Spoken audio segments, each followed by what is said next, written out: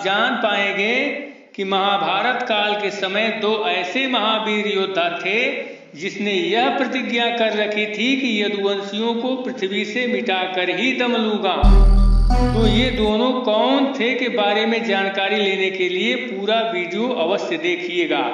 तो चलिए इसे प्रारंभ करते हैं। जब भगवान श्री कृष्ण अपने मामा कंस का वध कर दिए तब कंस की दोनों पत्नियां अस्थि और प्राप्ति जो मगध नरेश जरासंध की पुत्रियां थी अपने पति की मृत्यु से दुखी होकर अपने पिता जरासंध के यहाँ चली गई और वहां जाकर वे दोनों अपने पिता से बड़े दुख के साथ अपने विधवा होने के कारणों का वर्णन किया। अपनी पुत्रियों से इस दुखद घटना को सुनकर मगध नरेश जरासंध को बड़ा शोक हुआ और उसी समय क्रोध से तिलमिला उठा और उसी क्षण कुछ इस प्रकार से प्रतिज्ञा किया जिसका वर्णन भगवत महापुराण के अध्याय 50 के ये श्लोक कुछ इस प्रकार से बयां करते हैं। मैं पृथ्वी पर एक भी यदुवंशी नहीं रहने दूंगा।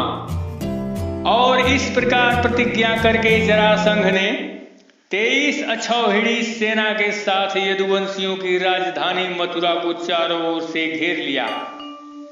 परिणाम स्वरूप जरासंध की समुद्र के समान विशाल सेना और यादवों की छोटी सेना के बीच घमासान युद्ध प्रारंभ हो गया। यह युद्ध इतना भयंकर था कि इसकी तुलना भगवत महापुराण में देवासुर संग्राम से की गई है। इस भीषण युद्ध को मथुरापुरी की स्त्रियां अपने महलों की अट्टारियों और छज्जों पर चढ़कर युद्ध का कौतुक देख रही थी। जब उन्होंने देखा कि युद्ध भूमि में भगवान श्री कृष्ण और बलराम जी के रथ नहीं दिख रहे हैं तब वे शोक के मारे मूर्छित हो गई। किंतु अंततः गत्वा यादवों की छोटी सेना से जरासंध की समुद्र के समान विशाल सेना पराजित हो गई और उसकी सारी सेना मारी गई। उसका रथ भी टूट गया। तब बलराम जी ने जैसे एक सिंह दूसरे सिंह को पकड़ लेता है वैसे ही बलपूर्वक महाबली जरासंध को पकड़कर वरुण की फांसी और मनुष्य के फंदे से जरासंध को बांधने लगे। तब भगवान श्री कृष्ण ने जरासंध को यह सोचकर छुड़वा दिए कि यह जिंदा रहेगा तो और भी सेना इकट्ठी करके लाएगा और हम सहज ही पृथ्वी का भार उतार सकेंगे। किंतु जरासंध पृथ्वी पर एक भी यदुवंशी नहीं रहने दूंगा की प्रतिज्ञा को पूरा करने हेतु यादवों की राजधानी मथुरा पर 17 बार 23 अक्षौहिणी सेना के साथ आक्रमण किया और हर बार यादवों की सेना द्वारा पराजित हुआ। और अंत में भगवान श्री कृष्ण ने अपनी बुआ के पुत्र भीम से निर्लज्ज जरासंध का वध करवा दिए। इस प्रकार से उसकी प्रतिज्ञा यदुवंशियों को मिटा देने की कभी पूरा नहीं हो सकी और यादवों को मिटा देने के बजाय वह स्वयं मिट गया। मित्रों, ये तो रही बात जरासंध की, किंतु अब हम उस महाबली योद्धा के बारे में बताएंगे जिसने यह प्रतिज्ञा कर रखा था कि मैं पृथ्वी से यदुवंशियों को मिटाकर ही छोड़ूंगा। तो इस घटना का वर्णन भगवत महापुराण के 10वें स्कंद उत्तरार्ध के अध्याय 76 में कुछ इस प्रकार से वर्णन मिलता है। साल्व नरेश शिशुपाल का सखा था और रुक्मिणी के विवाह के अवसर पर बारात में शिशुपाल की ओर से आया हुआ था। उस समय यदुवंशियों ने युद्ध में जरासंध आदि के साथ साथ साल्व को भी जीत लिए थे। उसी दिन सब राजाओं के सामने साल्व ने यह प्रतिज्ञा की थी कि मैं पृथ्वी से यदुवंशियों को मिटाकर ही छोड़ूंगा। सब लोग मेरा बल और पौरस देखना। साल्व अपनी इस प्रतिज्ञा को पूरी करने के लिए अपनी समुद्र के समान विशाल सेना के साथ द्वारिका नगरी को उस समय चारों ओर से घेर लिया जब भगवान श्री कृष्ण बलराम जी के साथ युधिष्ठिर के राजसी यज्ञ में इंद्रप्रस्थ को गए हुए थे।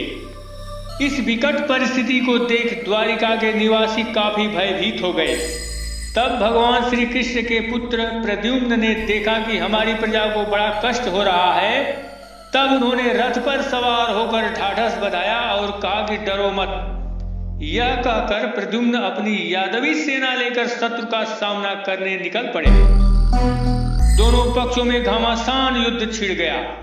साल्व के सेनापतियों ने यदुवंशियों पर खूब शस्त्रों की वर्षा कर रखी थी। इससे वे अत्यंत पीड़ित थे। परंतु वे अपना अपना मोर्चा नहीं छोड़ा। वे सोचते थे कि यदि मरेंगे तो परलोक बनेगा और जीतेंगे तो विजय की प्राप्ति होगी।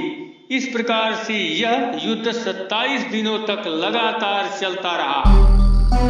उधर श्री कृष्ण ने देखा कि बड़े भयंकर अपशकुन हो रहे हैं। तब उन्होंने कुरुवंशियों से अनुमति लेकर द्वारिका के लिए प्रस्थान किए। वे मन ही मन सोचने लगे, मैं पूज्य भाई बलराम जी के साथ यहाँ चला आया, अब शिशुपाल के पक्षपाती क्षत्रिय अवश्य ही द्वारिका पर आक्रमण कर रहे होंगे। भगवान श्री कृष्ण द्वारिका पहुंचकर देखा कि सचमुच यादवों पर बड़ी विपत्ति आई है।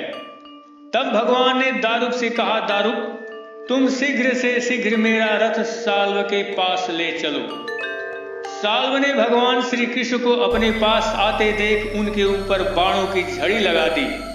घमासान युद्ध पुनः प्रारंभ हो गया, किंतु भगवान श्री कृष्ण ने अपने चक्र से परम मायावी साल्व का वध कर दिए। जब पापी साल्व मर गया और उसका विमान भी गदा के प्रहार से चूर चूर हो गया, तब देवता लोगों ने आकाश में दुंदुभियां बजाने लगे।